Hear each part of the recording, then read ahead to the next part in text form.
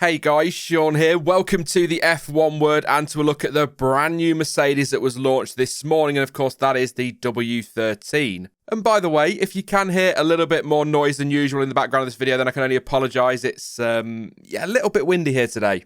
Anyway, the Mercedes launch was held online and included interviews with Toto Wolff, Lewis Hamilton and, of course, George Russell, as well as a chat with some of the young drivers from the Mercedes Academy. And I must admit, I'm usually one of these people that likes to see the car really quickly, get it out of the way and all of that. I don't like all the waffle around it, which is ironic, I guess. But I actually really enjoyed the longer Mercedes launch this morning. It was great to hear from the young drivers, and it didn't feel like it dragged on at all. So, yeah. After all that chat, the metaphorical covers then came off the W13, and once again we have another absolute stunner. I think this could well be the best looking grid we've had in a while in terms of both liveries and car design. Now, the most obvious change to the Mercedes, obviously new regulations aside, is the return of the silver livery. And whilst I actually really like the black paint job and understand the message behind it, it is really nice to see the silver arrows actually return to running silver cars. It looks so good. One thing I'm not totally sold on though, because let's face it, this is me and I have to pick out some negative, and that's the Ineos red under the rear wing. Maybe it's just me, but let me know what you think. I'm not totally sure that fits. Although when you look at it from the front view and see the other flashes of red, it's pretty clear what they were going for. I'm just not very keen on that.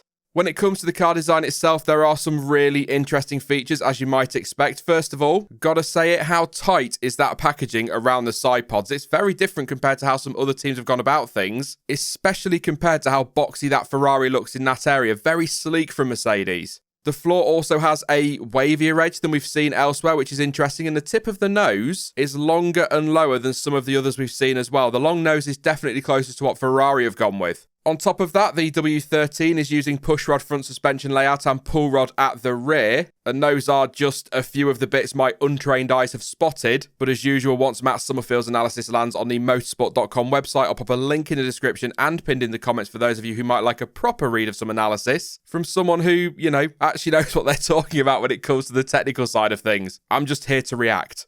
And just to say as well, because I'm sure it'll come up with the comments, the car we saw presented in the flesh, if you like, is definitely a different version to the one in the renders, which is interesting. For example, you can see with the shark fin, they're two very different concepts. And we should get an answer as to which is somewhat correct, because the W13 is heading out for a shakedown later today. However, at time of recording, no images have yet been put out. But if the official pics have been made available between now and this video going out, you will be looking at them right now. If not, then I'll just put a picture of stuff here instead or something. All in all, though, I think this is another beautiful car. Merc always seem to smash it, to be fair, though. But I'd still say, on balance, I prefer the Ferrari as an overall package, aesthetically at least. I don't think the Mercedes is all that far behind, and to be honest, neither is the Aston.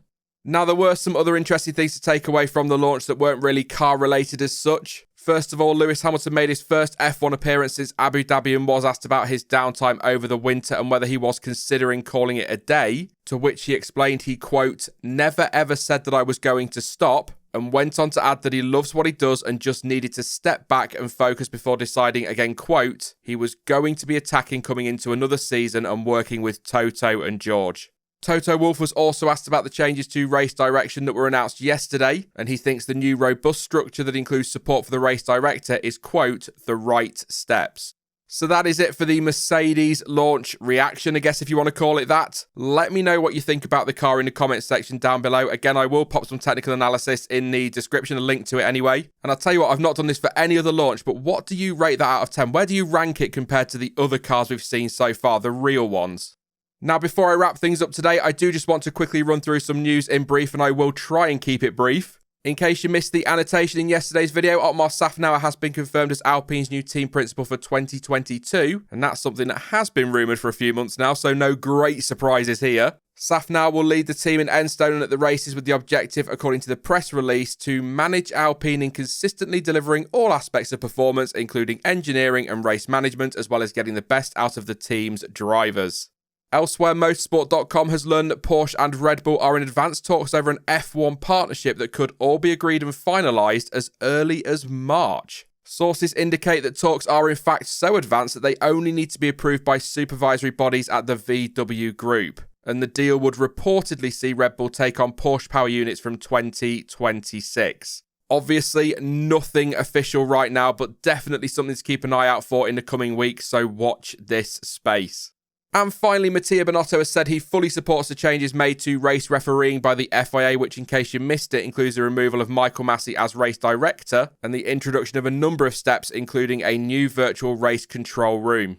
Carlos Sainz also had his say as he first wished Massey well in his new role at the FIA, but went on to say that he likes the ideas put forward by the governing body and is hopeful that the ruling of the sport can keep improving and offer more clarity to drivers, teams and fans. Hopefully we'll see some more consistency as well. Anyway, Charles Leclerc added to that, saying he fully trusts that the changes are the right decision and, quote, will go forward with this. Oh, and actually, before I go, we got our first look at the F175 out on track as it did some shakedown laps around Fiorano. And if you think the car looked good in yesterday's virtual launch, oh my days, it looks even better out on track. What a car Ferrari have given us this year. That is it for this one then, but let me know what you think of the new W13 in the comment section down below. And also, what do you think of the grid so far? It's a good looking one and I cannot wait for Bahrain.